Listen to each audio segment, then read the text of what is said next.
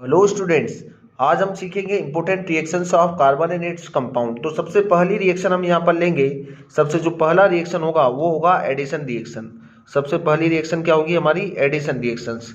तो addition reactions क्या होगी इसके बारे में सबसे पहले हम जानेंगे। तो एडिशन रिएक्शन का मतलब होता है क्या? ऐड होना, किसी सब्सटेंस का ऐड होना।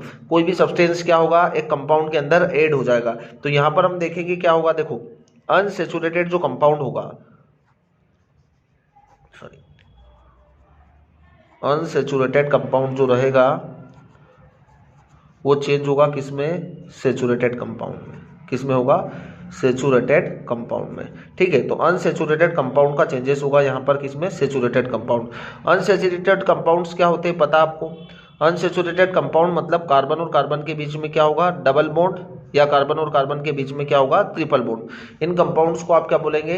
Unsaturated compound. और ये किसमें चेंज होंगे? कार्बन और कार्बन के बीच में होगा सिंगल बॉन्ड। उन कंपाउंड्स में यहाँ पर चेंजेस होगा। तो एडिशन रिएक्शंस क्या होगी देखेंगे हम, है ना। यहाँ पर जो होगा सबसे पहले हम ले रहे हैं इथिन, है ना। CH2 double bond CH2।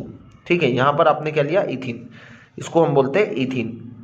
इथिन के पास आप क्या करेंगे? यहाँ पर एक डबल बॉन्ड दिख रहा है हमको, तो यहाँ पर क्या होगा? हाइड्रोजन का एडिशन होगा। हाइड्रोजन जब ऐड होगा, नाम से क्लियर आपको, एडिशन रिएक्शन, हाइड्रोजन ऐड होगा तो एक हाइड्रोजन इस कार्बन के साथ ऐड होगा और एक हाइड्रोजन इस कार्बन के साथ होगा। पहले मैं यह स्ट्रक्चर बना देता हूँ जिससे हमको ज़्यादा समझ में आएगा।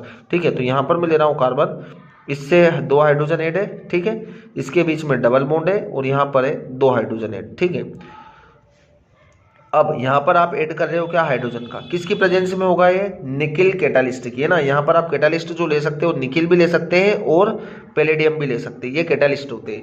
और कैटालिस्ट क्या करता है? रिएक्शन की रेट को चेंज करता है या रिएक्शन की रेट को कंट्रोल करता है।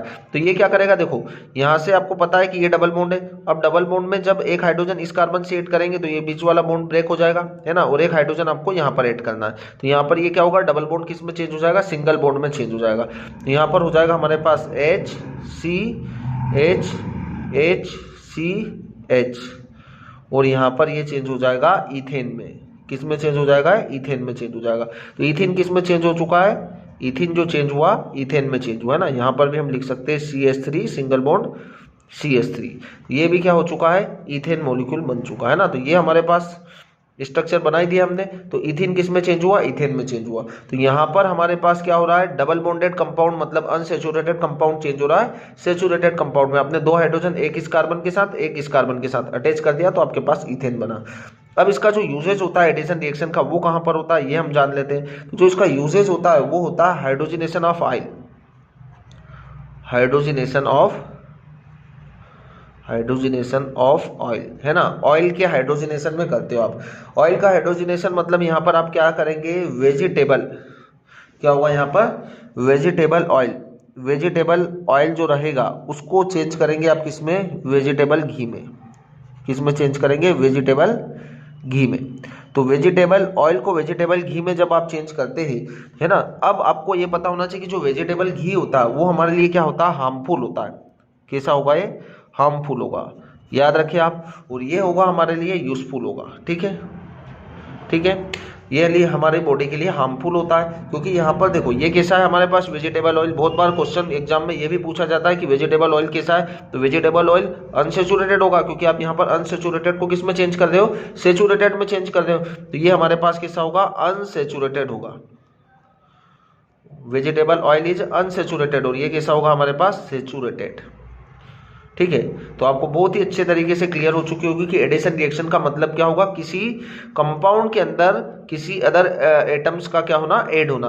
तो यहाँ पर हाइड्रोजन ऐड हो रहे तो हमारे पास क्या बन रहा है? इथेन बन रहा है ना। तो हाइड्रोजनेशन ऑफ ऑयल में इस रिएक्शन का यूज किया जाता है।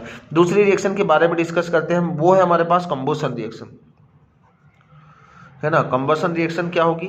तो कंबशन रिएक्शन जो होगी इसमें क्या होगा? सबसे पहले, है ना, it is a process in which any substance burn to produce a heat and light, है ना। ठीक है।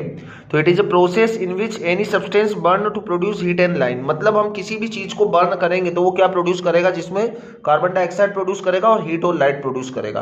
तो हम सबसे पहले देखो, हमने कार्बन को बर्न किया in the presence of oxygen, है ना। कंबसन रिएक्शन का मतलब ही ये होता है कि यहाँ पर आप किसी भी चीज को बर्न करोगे तो वो किसकी प्रेजेंस में बर्न होगा, ऑक्सीजन की। क्या बनेगा हमारे पास, कार्बन डाइऑक्साइड, है ना। यहाँ पर क्या फॉर्म होगा, कार्बन डाइऑक्साइड, और हीट और लाइट तो बनेगा ही बनेगा। यहाँ पर हीट एंड लाइट तो फॉर्म होगा, ठीक है। फिर आप मीथेन को बर्न करेंगे, मीथेन जो होता है CH4 होता है, इसको बर्न करेंगे ऑक्सीजन की प्रेजेंस में, तो क्या फॉर्म होगा यहाँ पर CO2 प्लस H2O, है ना। यहाँ पर H2O भी बनेगा आपके पास, तो और H2O का वेपर फॉर्म होगा, और यहाँ पर क्या होगा, हीट और लाइट। तो यहाँ पर हीट और लाइट तो फॉर्म होगा ही होगा, है ना। किसी भी चीज को हम जलाएंगे तो उससे हीट तो बनेगा ही से, और उसका उजाला भी होगा तो लाइट भी फॉर्म होगा। तो हीट और लाइट बनेगा और कार्बन डाइऑक्साइड तो बनेगा ही बनेगा। फिर हम यहाँ पर इथेनॉल को बर्न करेंगे। इथेनॉल होता है CH3 CH2 एंड OH। इसको जब हम ऑक्सीजन की प्रेजेंस में बर्न करेंगे तो क्या होगा, CO2 plus H2O plus heat और लाइट, हीट और लाइट फॉर्म होगा और कार्बन डाइऑक्साइड फॉर्म होगा। तो ये होगी हमारे पास कंबसन रिएक्शन। कंबसन रिएक्शन मतलब क्या होता है, किसी भी सब्सटेंस को आप क्या करेंगे, बर्न करेंगे in the presence of oxygen. तो ऑक्सीजन की प्रेजेंस में जब बर्न करेंगे तो carbon dioxide and heat and light produce होगा, उसको हम बोलेंगे कंबसन रिएक्शन। अगली रिएक्शन देख लेते हैं हम, सब्सटीट्यूशन रिएक्शन, थर्ड नंबर की, very important reaction. So third reaction है हमारे पास सब्सटीट्यूशन रिएक्शन। सब्सटीट्यूशन रिएक्शन क्या होता है, देखो नाम से क्लियर हो रहा होगा आपको। सब्सटीट्यूशन रिएक्शन का मतलब होगा क्या, सब्सटीट्यूशन रिएक्शन मतलब किसी एलिमेंट का सब्सटीट्यूट होना। जैसे हमारे पास है मीथेन, है ना, मीथेन जैसे हमारे पास है CH4, इसको हम बोलेंगे मीथेन। अब इस मीथेन का आपने रिएक्शन कराया किसके साथ, क्लोरीन के साथ, है ना, क्लोरीन के साथ। अब देखो ये दिख रहा है हमको, इसका स्ट्रक्चर हम बनाए तो कार्बन के पास कितने हाइड्रोजन है, 4 हाइड्रोजन है। यहाँ से 4 हाइड्रोजन अटैच है, 4 हाइड्रोजन है। अब ये सेचुरेटेड है क्योंकि सिंगल बॉन्ड है, तो सेचुरेटेड है तो हमें यहाँ पर क्या करना पड़ेगा, सनलाइट का यूज करना पड़ेगा किसी बॉन्ड को ब्रेक करने के लिए। तो सनलाइट का यूज आप यहाँ पर करते हैं, तो सनलाइट का आप यूज करेंगे यहाँ पर, और यहाँ से क्या होगा, यहाँ से जो रहेगा एक हाइड्रोजन क्या हो जाएगा, सब्सटीट्यूट हो जाएगा। कोई सा भी एक हाइड्रोजन ले सकते हैं। तो यहाँ से एक क्लोरीन यहाँ पर ऐड हो जाएगा, और ऐड होने पर क्या बचेगा, यहाँ पर एक क्लोरीन बचा, है ना, एक क्लोरीन ऐड हुआ हाइड्रोजन की जगह पर, तो एक क्लोरीन बचा है, और यहाँ से जो हाइड्रोजन निकलेगा वो हाइड्रोजन और ये क्लोरीन मिलके क्या बना लेंगे, HCl बना लेंगे। तो यहाँ पर क्या बनेगा हमारे पास, CH3 एंड Cl, ठीक है, CH3, है ना, यहाँ से एक हाइड्रोजन निकला और यहाँ पर एक क्लोरीन बच रहा, तो यहाँ पर क्या बच जाएगा हमारे पास, HCl। तो ये बन जाएगा हमारे पास क्लोरोमीथेन, क्या बोलेंगे इसको, क्लोरोमीथेन, ठीक है। तो ये आपके पास क्लोरोमीथेन बन गया। आप इस रिएक्शन को आगे भी कर सकते हैं। अब ये जो बना हमारे पास, इसी का रिएक्शन वापस से हम क्लोरीन के साथ करा देंगे, तो देखो क्या बनेगा हमारे पास, CH3Cl। इसी का रिएक्शन हम किसके साथ करा देंगे, क्लोरीन के साथ, किसकी प्रेजेंस में, सनलाइट की प्रेजेंस में। तो सनलाइट की प्रेजेंस में जब रिएक्शन कराएंगे, फिर से आपको क्या करना है, यहाँ से देखो, यहाँ से आपके पास हाइड्रोजन, यहाँ पर हाइड्रोजन और यहाँ पर एक क्लोरीन। फिर आप क्या करें, यहाँ से एक हाइड्रोजन को हटा देंगे और यहाँ से एक क्लोरीन जोड़ देंगे। एक क्लोरीन जब इससे जुड़ेगा और यहाँ पर एक क्लोरीन बचा हुआ है, तो यहाँ से एक हाइड्रोजन और एक क्लोरीन मिलकर क्या बना लेंगे, अगेन HCl का फॉर्मेशन कर लेंगे, और बच क्या जाएगा आपके पास, CH कितने, 2, और यहाँ पर Cl कितने हो जाएंगे, जब यहाँ पर भी Cl अटैच हो जाएगा तो 2, तो CH2Cl2, इसको हम क्या बोलेंगे, डाइक्लोरोमीथेन, है ना, डाइक्लोरोमीथेन। तो एक हाइड्रोजन और आपने सब्स्टिट्यूट कर दिया है, तो ये क्या होगा, और भी आगे हो सकता है रिएक्शन, आपको करना नहीं है, बाकी इतना ही बहुत है। तो यहाँ पर क्या होगा, सब्स्टिट्यूट हो रहा, हर स्टेप में आप क्या कर रहे हैं, एक हाइड्रोजन को हटाते जाएंगे और एक क्लोरीन को अटैच करते जाएंगे, और यहाँ पर जो क्लोरीन बचेगा और यहाँ से जो हाइड्रोजन निकलेगा वो मिलकर क्या बना लेंगे, हर स्टेप में HCl बनता ही जाएगा। अगला क्या बन जाएगा हमारे पास, CH3 या CHCl3, है ना, फिर अगला क्या हो जाएगा, CCl4। तो इस तरीके से आपके पास क्या हो जाएगा, ये रिएक्शन इस तरीके से सब्स्टिट्यूट होता जाएगा। अब फोर्थ एक और रिएक्शन देख लेते हैं हम, बहुत ही इंपॉर्टेंट रिएक्शन है, जिसको हम बोलते हैं oxidation. Oxidation reaction, oxidation reaction में क्या करना आपको, देखो सबसे पहले हम लेंगे ethanol, CH3 CH2 and OH, ठीक है। यहाँ पर आप इसका जो रिएक्शन कराएंगे, अब रिएक्शन करने में आपको क्या करना है, यहाँ पर जो कैटलिस्ट लेंगे आप, वो होगा आपके पास एसिडिफाइड K2Cr2O7, या फिर, है ना, पहला तो ये भी ले सकते हैं आप, या फिर यहाँ पर KMnO4 का भी यूज कर सकते हैं, KMnO4।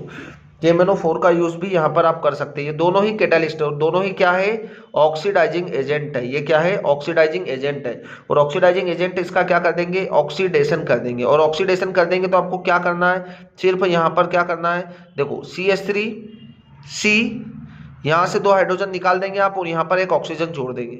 ठीक है, ये दोनों हाइड्रोजन को हमको निकालना है यहाँ से, है ना। हाइड्रोजन का निकलना और ऑक्सीजन का जुड़ना क्या होता है, ऑक्सीडेशन होता है। तो आपको ये दोनों हाइड्रोजन को हटाना और इसकी प्लेस पर क्या लगा देना, ऑक्सीजन लगा देना। तो देखो क्या बनेगा, CH3COO एंड H, क्या बन गया हमारे पास, इथेनोइक एसिड। तो मैं यहाँ लिख रहा हूँ, देखो CH3, फिर यहाँ पर C, और इससे कितने ऑक्सीजन जुड़ जाएंगे, एक ऑक्सीजन, और एक तो ऑलरेडी है इसे, तो यहाँ पर COOH।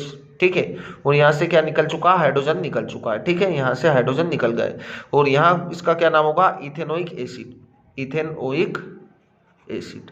ये हमारे पास बन जाएगा इथेनोइक एसिड, है ना। तो इथेनॉल किस में चेंज हो जाएगा, इथेनोइक एसिड में, है ना। Removal of hydrogen and addition of oxygen is called oxidation. तो ये ऑक्सीडेशन होगा और ऑक्सीडेशन किसकी प्रेजेंस में होगा, K2Cr27 एंड KMnO4 की उपस्थिति में।